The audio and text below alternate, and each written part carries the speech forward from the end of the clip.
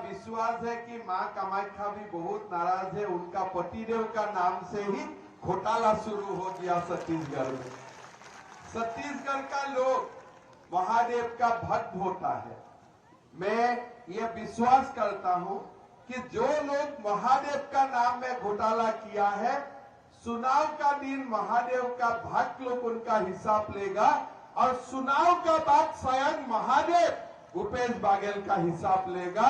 वो जरूर है, ये निश्चित है, बदलते रहेगा।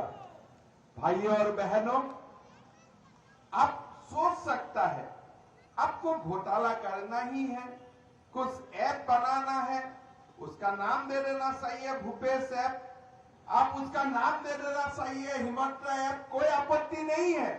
लेकिन आपको ये जाली काम करना है, कोई और नाम आपने ढूंढ के नहीं निकाला, महादेव का नाम आपने इस्तेमाल कर लिया। आप सोच सकता है और कितना रुपया का घोटाला किया, 508 करोड़ रुपया का। अभी बोल रहा है कि ईडी ने ऐसे हमारा खिलाफ इल्जाम लगाया। भाइयों और बहनों, थोड़ा नहीं दिया है, बेल नहीं दिया है। क्यों नहीं दिया है? क्या अदालत भी नरेंद्र मोदी का है, अदालत भी अमित शाह का है। अगर आप लोग घोटाला नहीं किया होता था तो आपका जमीन भी हो जाता था। आपने पूरा छत्तीसगढ़ का बदनाम करके रख दिया है।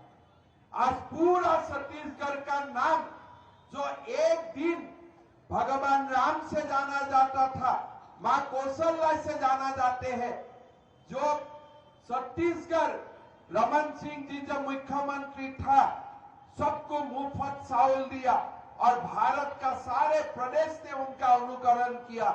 ऐसा आदर्शनीय प्रदेश को आपने घोटाला का साथ जोड़ दिया है। आपने बहुत बड़ा अन्याय किया है छत्तीसगढ़ का वासियों का साथ। मैं तो यहां आया, मैं तो जो बात सुना, मैं तो घबरा गया। हम लोग हिंदू हो, हम लोग सब हिंदू है, सनातनी है। अगर मां गंगा का नाम में हम कभी भी कसम खाता हूं तो उसको पूरा करना मेरा धर्म बन जाते हैं। अब भूपेश बघेल जी, अब मां गंगा का नाम में कसम खाते हो कि मैं दारू का दुकान बंद कर दूंगा और बाद में दारू का होम डिलीवरी आप स्टार्ट कर देते हैं। अभी आप बोल रहे हैं नरेंद्र मोदी क्यों दारू बंद नहीं करता है? भैया, नरेंद्र मोदी ने गंगा का नाम में कसम खाया था क्या? आपने गंगा का नाम में कसम खाया था और आपका पाप अभी मोदी जी को ट्रांसफर करना चाहते हो। कुछ तो जीवन में पुण्य कमाया नहीं, अभी आपने पाप किया और आपने बोला मेरा पाप का बोझ नरेंद्र मोदी लेना चाहिए। हो सकता है क्या ऐसा? आपने गंगा माई का क्यों कसम खाया अगर आप काम कर ही नहीं सकते हो? पूरा छत्तीसगढ़ में गोठान घोटाला, पब्लिक सर्विस कमीशन का नियुक्ति में घोटाला, दारू में घोटाला, अभी महादेव ऐप का नाम में भी घोटाला। पूरा छत्तीसगढ़ का आपने बदनाम कर दिया है। मैं छत्तीसगढ़ वासियों को आवेदन करता हूं, निवेदन करता हूं, ऐसा व्यक्ति को आप कभी माफ नहीं करना। मां गंगा और महादेव ने तो समय में हिसाब लेगा ही लेगा, आपको अभी हिसाब लेना है, चुनाव में आपको हिसाब लेना है। आप हमारे शिवरतन भैया को बहुत वोटों से जिता के इस काम का बदला लेना चाहिए। भाइयों और बहनों, मैं असम से आया हूं। आपको मालूम है असम में बीजेपी का शासन है। मैं मुख्यमंत्री बना 2 साल हुआ। मध्य प्रदेश में शिवराज सिंह चौहान जी है, काफी दिन से लंबा समय मध्य प्रदेश का मुख्यमंत्री है। हम वहां वादा किया था कि अगर असम में बीजेपी सरकार आते हैं, महिलाओं का बैंक अकाउंट में हम महीना 830 रुपया डालने का काम करूंगा। हम शुरू किया 830 रुपया, सरकार आया, हम सारे महिलाओं का मां का बैंक अकाउंट में 830 रुपया डालना शुरू किया। नेक्स्ट ईयर हम उसको 1000 रुपया किया और फिलहाल असम में हम माताओं और बहनों का बैंक अकाउंट में 1250 रुपया हर महीना डालता हूं। हर महीना का 10 तारीख को मध्य प्रदेश शासन ने भी लाडली बहना स्कीम का शुरुआत किया। हर महीना माताओं का बहनों का बैंक अकाउंट में पैसा डाला जाते हैं। अभी छत्तीसगढ़ में हमारा घोषणा पत्र निकाला। नरेंद्र मोदी जी ने गारंटी दिया कि हमारा सरकार जो दिन से बनेगा हम छत्तीसगढ़ का माताओं और बहनों का अकाउंट में 1000 रुपया डाल के शुरुआत करेगा और आगे आगे वो बढ़ते जाएगा। भूपेश बघेल जी ने बोला है मोदी का गारंटी विश्वास मत करो। अरे मोदी का गारंटी पूरा वर्ल्ड विश्वास करता है, अमेरिका विश्वास करता है, भारत का सब लोग विश्वास करता है। कांग्रेस का गारंटी विश्वास करने का कोई व्यक्ति नहीं है। आपने गारंटी जो भी दिया था आपने कुछ भी नहीं किया। हमने गारंटी दिया बैंक में पैसा डालूंगा। हम आसाम में डाल चुका हूं, मध्य प्रदेश में डाल चुका हूं और हम छत्तीसगढ़ का मां और बहनों का अकाउंट में भी हम पैसा डालने का काम करूंगा। भाई और बहनों, आज नरेंद्र मोदी जी ने गारंटी दिया है कि 3100 रुपया हम पर एकड़ भूमि से 21 क्विंटल हम धान खरीदने का काम करूंगा।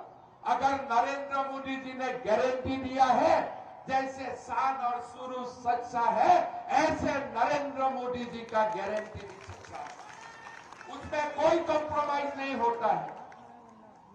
असम में चुनाव हुआ था, भूपेश बघेल जी असम गया था, बड़ा बड़ा बक्सा लेके गया था। अंदर में क्या था मैं नहीं जानता हूं, तब मैंने महादेव का नाम भी नहीं सुना था।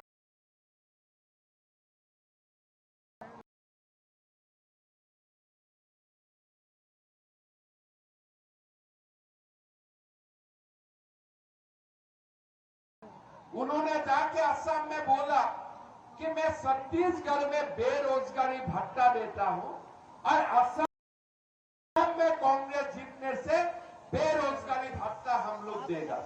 मैंने भूपेश बघेल जी को मंच से चैलेंज किया, देखो आपने छत्तीसगढ़ ने क्या किया है मैं नहीं जानता हूं। जब छत्तीसगढ़ जाऊंगा मैं लोगों का साथ बात करूंगा, लेकिन असम में हम बेरोजगार भत्ता नहीं दूंगा। हम युवा और युवाओं को हम रोजगार देने का काम करूंगा। मेरा काम बेरोजगार भत्ता देना नहीं है, मेरा काम रोजगार देना है। हमने असम में गारंटी लिया कि 1 लाख युवाओं को हम सरकारी नौकरी में डालूंगा और 1 पैसा का घोटाला नहीं होने दूंगा। भाई और बहनों, आज आपका सबका पास मोबाइल है, गूगल है। आप लोग गूगल कीजिए। 10 मई 2021 मैंने गृह मंत्री अमित शाह जी को बुलाया, जो आपका मैनिफेस्टो भी उद्घाटन किया। उनका कर कमल से 1 लाख लोगों को मंच में बैठाया, स्टेडियम में बैठाया, एक एक करके बुला के सबका हाथ में अपॉइंटमेंट लेटर सौंप दिया। देखो ये मोदी का गारंटी। अभी लोग पूछ रहे कि 1 लाख नौकरी हो सकता है क्या? बीजेपी ने 1 लाख नौकरी असम में दिया, अगले महीना हरियाणा में 50,000 नौकरी देने के जा रहा है। इसमें कोई क्वेश्चन पूछने का नहीं है। अगर नरेंद्र मोदी जी बोला है और अमित शाह जी बोला है तो ये होना ही है। किसी का मन में विश्वास था क्या राम मंदिर होगा कभी भारत में? कांग्रेस तो बाबर को लेके चुम्मा चुम्मा कर रहा था कि बाबरी मस्जिद। लेकिन आज जब नरेंद्र मोदी जी ने बोला कि देश में रामलला का भव्य मंदिर बनेगा, आज बन चुका है। 22 जनवरी हम लोग सब जाऊंगा, उद्घाटन समारोह में शामिल होंगे। जय जय श्री राम, जय जय श्री राम। जब नरेंद्र मोदी जी ने बोला था कि धारा 370 खत्म करेगा, कांग्रेस ने बोला था यह नामुमकिन है। लेकिन अमित शाह जी ने धारा 70 को समाप्त करके दुनिया को दिखा दिया कि जो बीजेपी का गारंटी है वो पक्का है, हमारा नियत है और नियत का साथ लोगों का सेवा करने का हमारा मंशा भी है। आज हमने छत्तीसगढ़ वासियों को गारंटी दिया है कि 3100 रुपया से हम लोग धान खरीदेगा, लाखों युवकों को नौकरी दूंगा, माता और बहनों का अकाउंट में शुरुआत करेगा 1000 रुपया ट्रांसफर करके। ये मोदी का गारंटी है और ये गारंटी पक्का है। भाई और बहनों, असम में हम लोग और एक काम किया, इसलिए सारे प्रदेश बीजेपी शासित है। मोदी जी का आशीर्वाद से ही सब कुछ होता है। हमने हमारा जो युवाओं है, हम बोला देखो बेरोजगारी भत्ता मत लेना, 5 लाख रुपया हम आप लोगों को दूंगा काम करने के लिए। 2.5 लाख आपको रिटर्न करना नहीं है, 2.5 लाख रुपया आप रिटर्न करना, लेकिन आपको बैंक का इंटरेस्ट देना नहीं है। आज असम में स्कीम चल रहा है, चीफ मिनिस्टर आत्मनिर्भरशील आसनी, हम लोग असमिया में लिखा है, आप लोग गूगल करने से वो भी मिलेगा। 3 लाख लोगों ने अप्लाई किया है कि हमें बेरोजगारी भत्ता नहीं चाहिए, हम काम करूंगा, हमें 50% सब्सिडी दे दो, 50% लोन दे दो, इंटरेस्ट मत लेना, हम लोग आराम से अपना रोजगार करूंगा। आज असम में वो भी स्कीम हमने शुरू कर दी और छत्तीसगढ़ में वही हम गारंटी दिया है। ऐसा गारंटी नहीं है कि अचानक गारंटी आया है, जो असम, मध्य प्रदेश, उत्तर प्रदेश में हम लोग कर रहा हूं, यही छत्तीसगढ़ के लिए हम लोगों ने प्रस्तुत किया हो। छत्तीसगढ़ का जो अपना अनुभव है उनका साथ शामिल करते हुए, भाई और बहनों, ये अगर गारंटी इंप्लीमेंट होता है, धान का साथ माताओं का बैंक अकाउंट में जो पैसा जाता है वो होगा, नौकरी होगा, साथ साथ में आपका बैंक से लोगों को लोन लेना विथ सब्सिडी, 50% सब्सिडी आपको लोन मिलेगा। और बराबर एक हिसाब करके हमने दिखाया है, कृषक सम्मान निधि, मुफ्त रेशन सब मिला के हमारा घर में 1.5 लाख 1,60,000 रुपया महीना आएगा एक किसानों का परिवार। जैसे हमने ये हमारा घोषणा पत्र आपका सामने प्रस्तुत किया। भाई और बहनों, मैं परसों 1 तारीख को मैं चुनाव में था, हमारे मनसा मानपुर में सभा हुआ। सभा का बाद एक माता आके मुझको पूछा कि हमारा पक्की घर कब मिलेगा। तो मैंने पूछा कि यहाँ में पक्का घर लोगों को नहीं मिल रहा है क्या?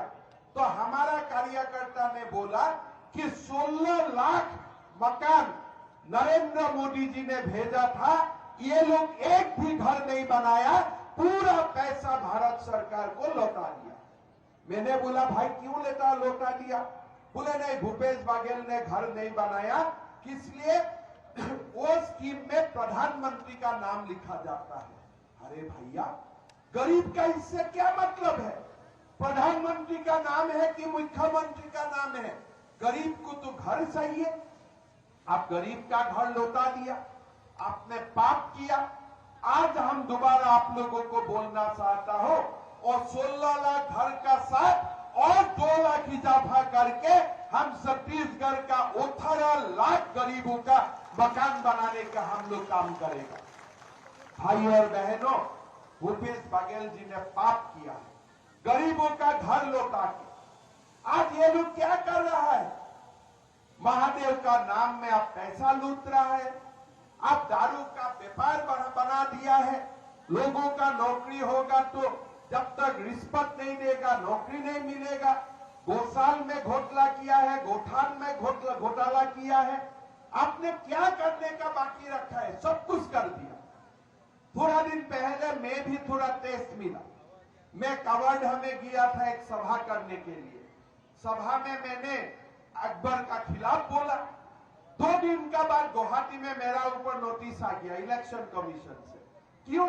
बोले आपने छत्तीसगढ़ में जाके अकबर का खिलाफ बोला। मैं बोला मैं हर दिन भूपेश बघेल जी का खिलाफ बोलता हूं, वो तो नोटिस नहीं आते हैं, अकबर का खिलाफ बोलने से क्यों नोटिस आते हैं? तो कांग्रेस को अब सबसे प्यारा लोग कौन है? औरंगजेब और अकबर और बाबर ही उनका सबसे प्यारा है। कोई वो लोग का खिलाफ बोले तो वो लोग एकदम फल हो जाते हैं कि भाई कैसे बोल सकता है। मैं भूपेश बघेल जी को बोलता हूं कि देखो, मैं एक हिंदू का संतान हूं, मेरा मालूम है ये देश के लिए बाबर औरंगजेब ने क्या किया था, इसलिए सुन लो, हमारे शरीर में जब तक थोड़ा भी रक्त बच के रहेगा तब तक हम लोग बाबर औरंगजेब का खिलाफ बोलते रहेगा का जो मतलब है हमें करके दिखाओ। अभी राजस्थान में कन्हैया लाल बोल के एक व्यक्ति था, कुछ फेसबुक ने कुछ लिखा, एक व्यक्ति आके उनका सर्तन जुदा कर दिया। हमने कांग्रेस को पूछा कि आपका शासन काल में कोई इस्लामिक फंडामेंटलिस्ट आके कन्हैया लाल को सर्तन जुदा भी कर सकता है क्या? कोई जवाब नहीं। लेकिन यही काम अगर आज असम और अन्य विदेशी शासित प्रदेश में होता था, हम 5 मिनट में उनका हिसाब भी चुकता कर देता था। चलो, आपने जो किया हम भी आपको उसी काम से प्रेजेंटेशन दे दिया। हमारा असम में सरकार चल रहा था, कांग्रेस का शासन काल में हजारों मदरसा चलता था। मैं बोला भाई मदरसा क्यों जरूरत है? हिंदू को डॉक्टर चाहिए, मुसलमान को इंजीनियर चाहिए, ये मोल्ला किसको चाहिए? किसी को बोलना नहीं चाहिए। मदरसा बंद करो और लोगों को डॉक्टर इंजीनियर पढ़ने का सिखाओ। कोई मदरसा हमारा स्टेट में नहीं चलेगा। आज हम लोग उसी दिशा में काम कर रहा हूं। हमारा लोगों को डॉक्टर बनाना, हमारा लोगों को इंजीनियर बनाना, हमारा गरीब का साथ खड़ा होना और भारत का जो अहंकार था, भारत का जो संस्कृति था, भारत का जो सिविलाइजेशन था, उनको पुनर्प्रतिष्ठा करना। आज आप लोग ये भाटापारा में आप लोग सब समावेशित है, आप लोग यहाँ उपस्थित है। कोई बोल सकता है कि अगर कांग्रेस का देश में शासन चलता था, क्या भगवान राम का मंदिर बनता था? होता था कभी भगवान का राम का मंदिर? आज आप देखिए, एक खाली बाबर का मस्जिद का जगह में मंदिर बना था, इतना ही छोटे काम था, लेकिन नहीं किया। नरेंद्र मोदी जी देश में आया, बोले यह असंभव है। मोदी जी ने बोला कोई असंभव नहीं है, मेरा समय में ही भव्य राम मंदिर बनेगा और आज राम मंदिर बन चुका है। काल से कलश पूजा भी शुरू हो जाएगा। कांग्रेस ने क्यों नहीं किया? क्या भगवान राम आपका भगवान नहीं है? आपने क्यों राम का मंदिर नहीं बनाया? आपका याद होगा, राम मंदिर अयोध्या में बन रहा है। आज तक रामलला का दर्शन के लिए ना राहुल गांधी गया है, ना भूपेश बघेल किया है, कोई नहीं किया है। किस लिए? उनका मन में डर है, अगर मैं भगवान राम को दर्शन करूं तो बाबर हमसे नाराज हो जाएगा। आप बोलिए, ये देश में बाबर का नाराजगी चलेगा